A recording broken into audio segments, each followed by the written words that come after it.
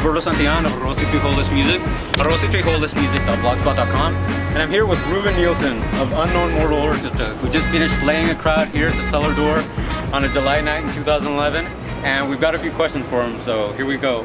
One thing I wanted to know, your songs first garnered a lot of attention via their Bandcamp, so obviously like the internet plays a lot of it plays a big role in how artists get out there.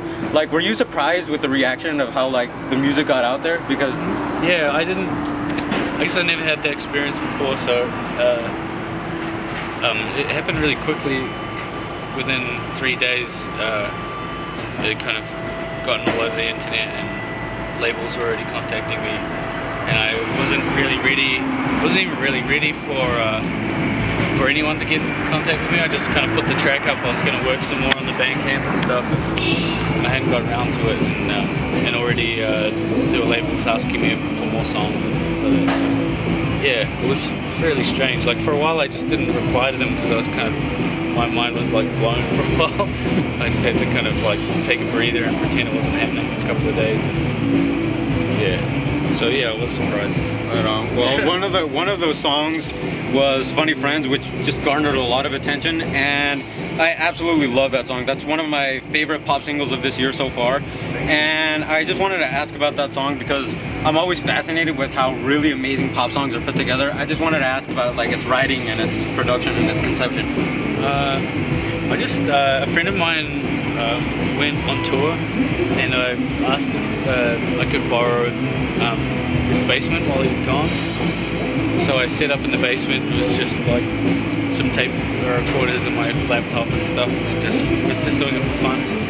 And I guess I was just messing around really. I did one version, and then kind of decided to like add a guitar solo and make it longer, and just kind of like finish it and make it seem more like a real song. And then 3 days later I put it on Bandcamp, and that's how kind of it started.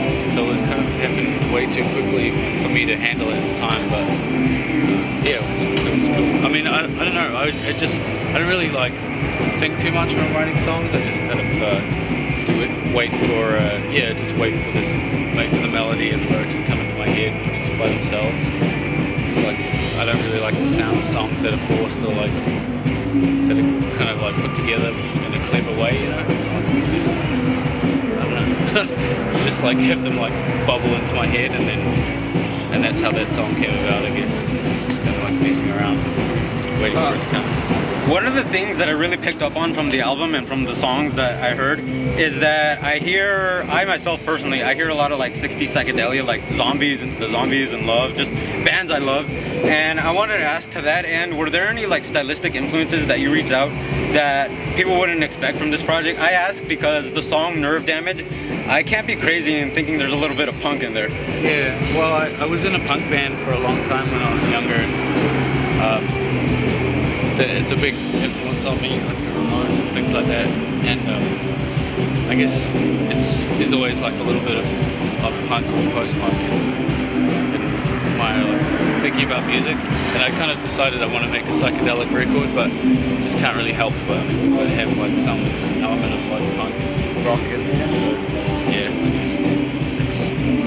I don't know, that's the most punk song on the record, I guess, but I kind of feel like it's all, there's some kind of punk element in each of the songs. I think like one of the things that people are surprised a little bit about maybe is like that it's quite influenced by like 90s hip hop, like sample-based hip hop. Yeah, I see that a lot. RZA and like J Dilla and stuff like that, like that classic sample-based stuff.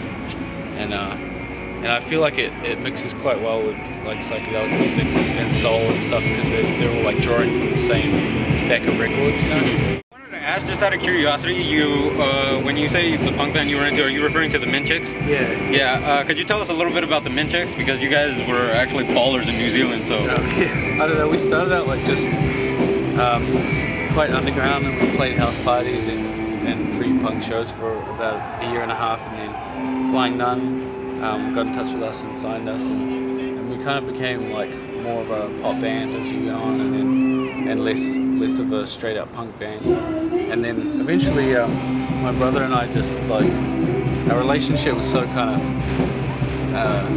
strained that we just kind of broke up from the band.